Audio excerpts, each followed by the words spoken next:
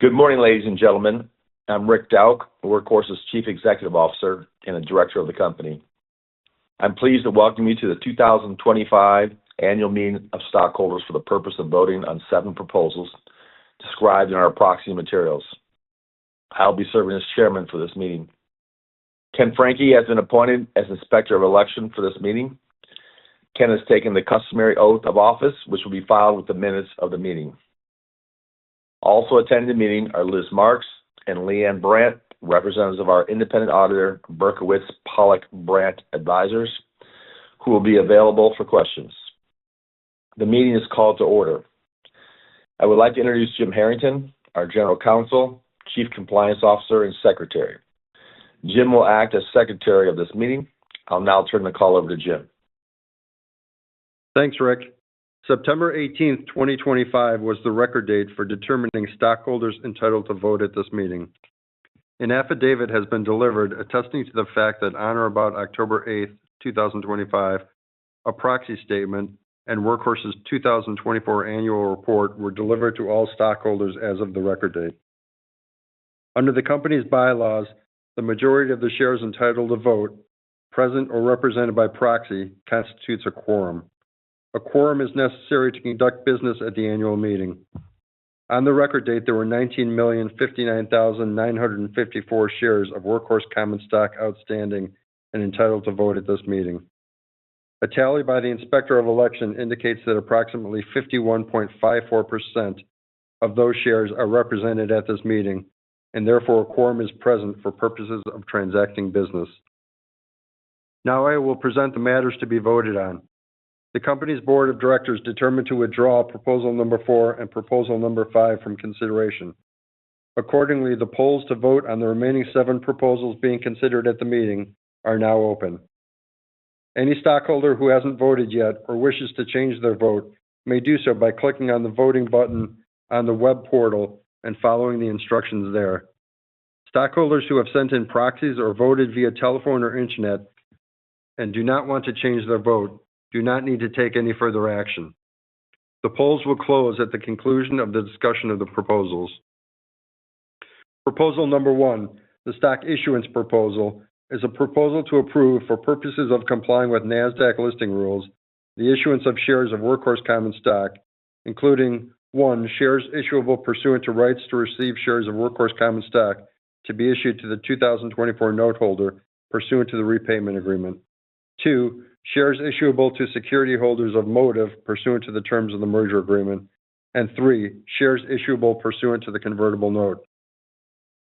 Proposal Number 2, the Reverse Stock Split Proposal, is a proposal to approve, pursuant to Nevada Revised Statute 78.2055, a reverse stock split of the outstanding shares of Workhorse common stock by a ratio of any whole number between 1-for-8 and 1-for-12 at any time prior to June 30th, 2026, to be determined at the discretion of the Board of Directors of Workhorse.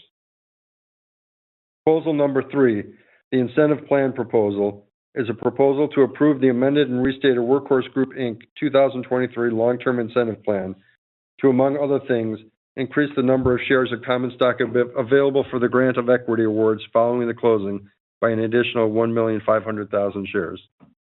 Proposal Number 6, the Director Election Proposal, is a proposal to approve the election of 8 directors to serve on the Board of Directors of Workhorse until the 2026 Annual Meeting of Stockholders of Workhorse, or until such directors' successors have been duly elected and qualified, or until such directors' earlier death, resignation, retirement, or removal.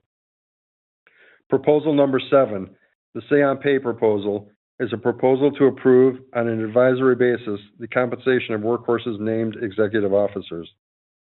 Proposal Number 8, the Auditor Ratification Proposal, is a proposal to ratify the appointment of Berkowitz Pollack Brandt Advisors and CPAs as Workhorse's independent auditors for the fiscal year ending December 31, 2025.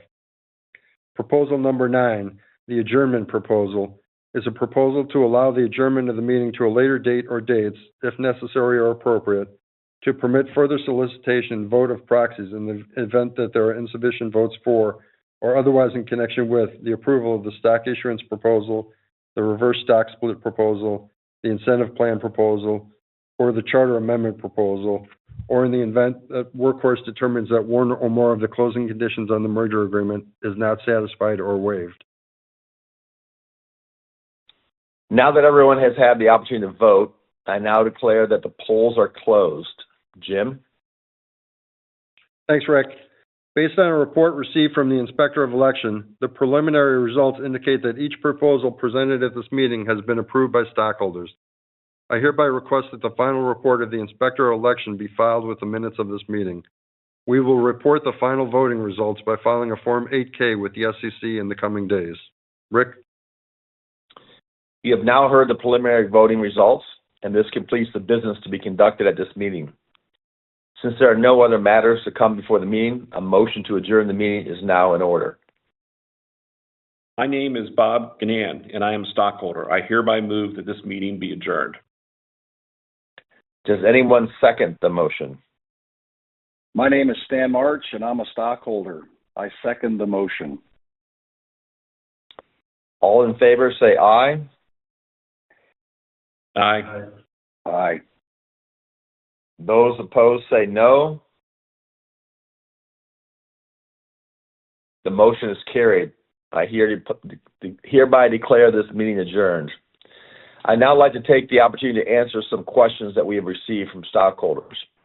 Your questions have been coming in since we started the meeting, and we have time to respond to a couple since they are clustering around a few major topics. Let me highlight those and provide you answers.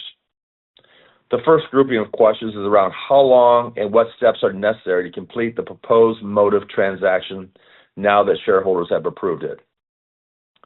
We have always maintained that once approved by shareholders, the transaction was expected to close during the fourth quarter of 2025, and this remains the case. At a very high level, once approved, the transaction requires the completion of customary closing conditions, as well as a few other gating factors, the most significant being meeting NASDAQ new listing criteria. That last item has regulatory process timelines, so we will get started on satisfying that as soon as possible. I would like to add that both companies' teams have been very active in integration planning since we first announced the proposed transaction so that we can hit the ground running once the transaction does close. Secondly, there are a number of questions about the product portfolio plans for the merged company. While those specific plans will be executed by Scott Griffith and the team, I do have a few observations based on my 4 years as a CEO in the medium-duty electric vehicle business. To start, commercial EVs make good business sense. The typical daily cycle and average daily route, the way they return to station every night, reduce fuel and maintenance costs, the proverbial total cost of ownership is just lower than ICE vehicles, full stop. U.S.-based assembly capabilities are essential to long-term success and scale, and we have the capability to do that in the classes 4, 5, 6, and segment. U.S. engineering expertise is very capable of designing robust trucks. There's no need to go offshore for these type of vehicles. Finally, there will need to be at least 2 competitive U.S.-based OEMs needed to meet the upcoming demand for new commercial EV markets in the future for classes 4, 5, 6, and we fully expect Workhorse to be a leader in this transition. Hearing no more questions, I would like to take this opportunity to thank you for your attendance, your support, and your interest in Workhorse. Goodbye. And this now concludes the meeting. Thank you for joining, and have a pleasant day.